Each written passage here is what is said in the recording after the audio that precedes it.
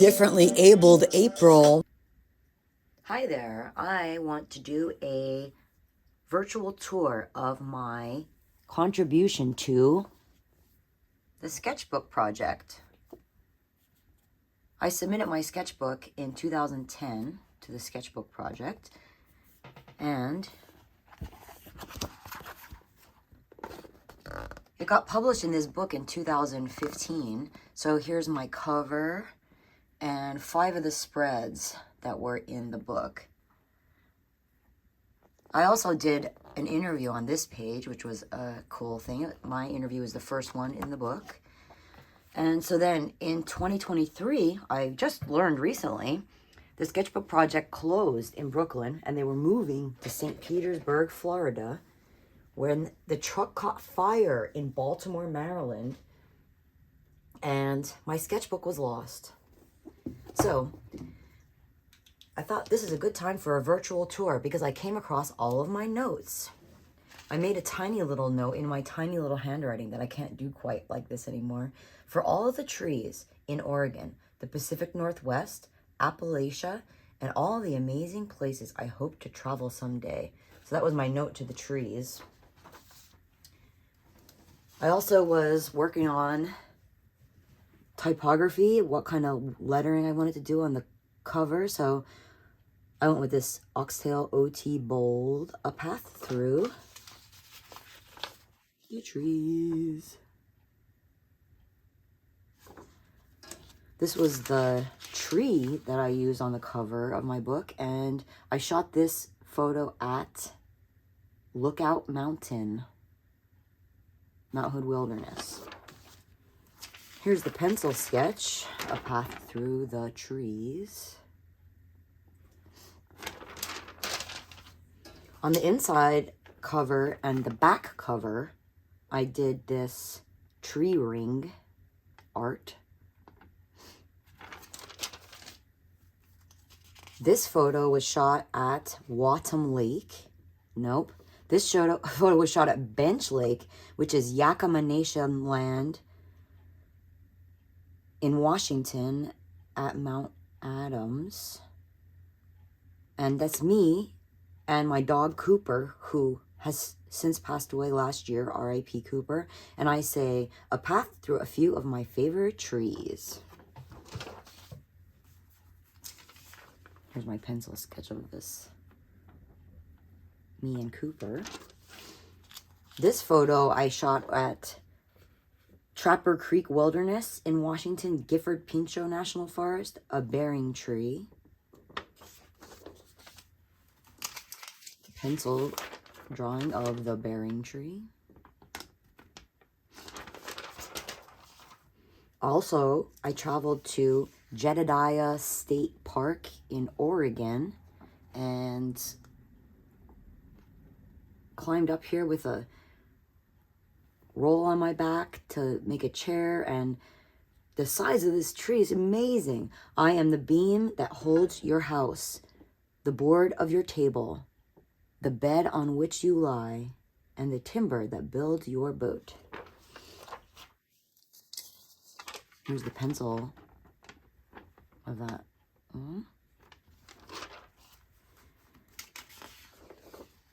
I am the handle of your hoe, the door of your homestead, the wood of your cradle, and the shell of your coffin.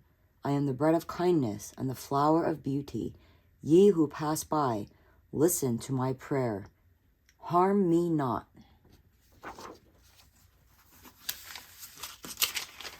And the pencil of that one. One place I traveled I was really excited to go was Joshua Tree National Park. It was my first time being there, and I learned that the Joshua tree may be extinct in my lifetime because of the extinction of the yucca moth, who is the only pollinator of the Joshua tree, and because of the desertification of the yucca moth's habitat is why they are going to be extinct. I was excited to focus on the General Sherman tree. I was really inspired by the Mark Ryden's artwork, and the General Sherman tree is the tallest living thing on Earth. Sequoia sempervirens. Common names include coast redwood, California redwood, and giant redwood. I drew some of the cones, which are very cool, and I went and collected a bunch when I was living in Beaverton. It is estimated that more than 95% of the original old-growth redwood forests have been cut down for timber. Boo. Here's the pencil.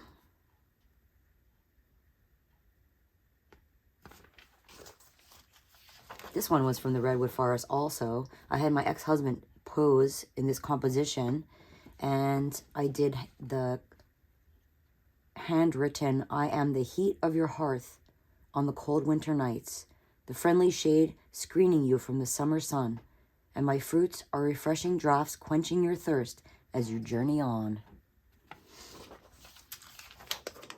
Here's the pencil. I like finding towards the bottom a really detailed drawing of how I drew Tom's head coming out of the darkness. Thought that was cool to find. And then grow a tree, coastal redwood. You get your own genuine tree seed germination kit. So I drew that because I liked it. And then there's a Lorax little dude down here who says, unless someone like you cares a whole lot, nothing will change. No, it will not. I discovered that the monkey puzzle tree is my favorite tree. It's the Araucaria araucana. This tree is native to central and southern Chile, western Argentina, and South Brazil. It grows above 1,000 meters, 3,300 feet, in regions with heavy winter snowfall.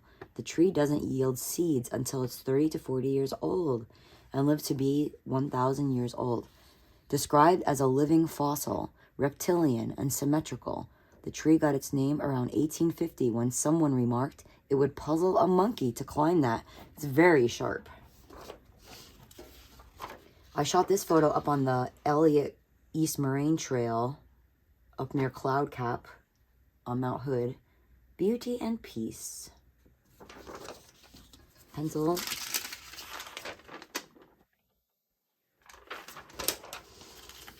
And then you can't be in Oregon without focusing on the Doug fir. I declare you a Doug fir cone because the Doug fir it looks like a squirrel or a mouse has his head stuck in, and then all you could see is 2 legs and a tail. So these 2 legs and a tail is what alerts you that it is a Doug fir cone. Pencil. These photos I made at Wadham Lake at one camping trip, and it was very cloudy one morning and then clear the next. And I used this opportunity to work in some lyrics from the Cure song "A Forest." Come closer and see. So I did write all of the lyrics on these pages and enjoyed it. It's part of the pencil sketch for that. If you ever get lost in a forest, hug a tree. So I drew myself into this tree hugging, and then a very detailed drawing of the Doug fir bark. And then I overlaid this text, "It will help keep you calm." Here's the pencil. There's me hugging the tree. And then overlaid on it "It will help keep you calm."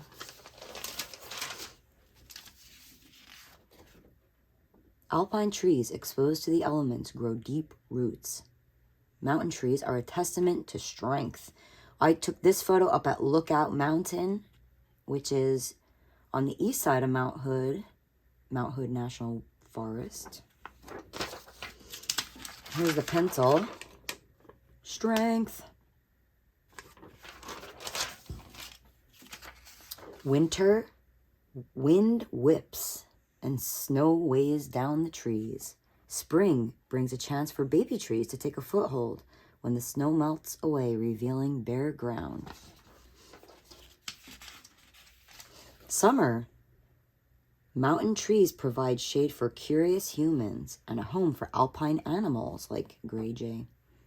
Autumn is your chance to get up high on the mountains in your t-shirt and see everything abuzz and alive with sunshine. And here's a jumping me. Here's the pencil of these. The mountains call and I must answer. John Muir. I used this opportunity to find lots of quotes and cool prayers and different messages about trees that I wanted to include in my sketchbook.